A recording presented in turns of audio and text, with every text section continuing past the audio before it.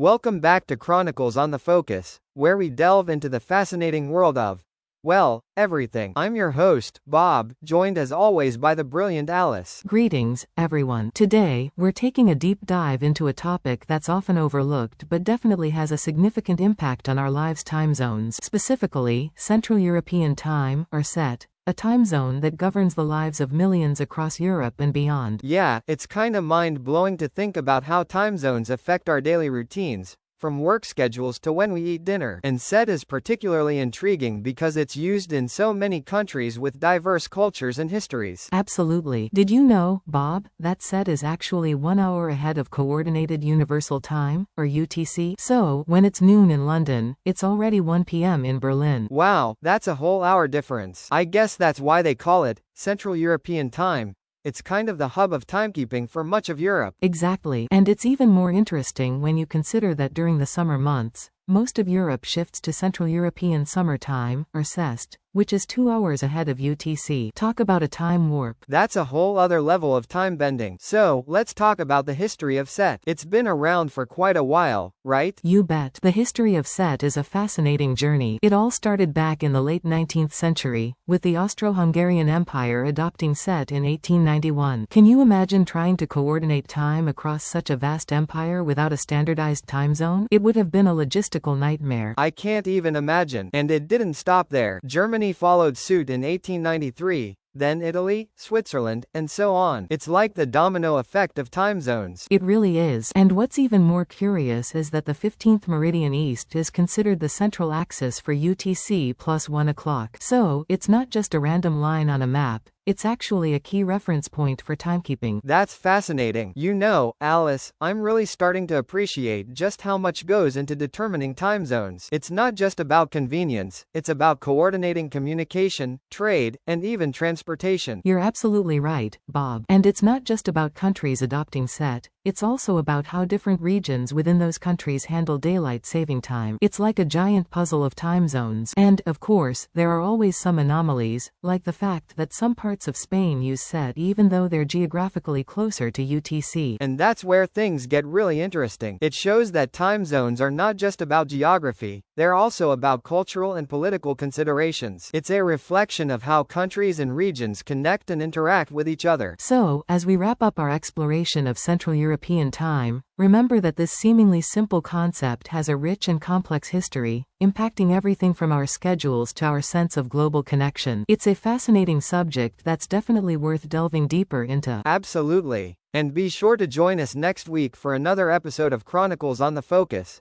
where we'll explore a different fascinating topic that's sure to make you think, laugh, and learn. Until then, keep your clocks set, and remember that time, like knowledge, is a precious commodity.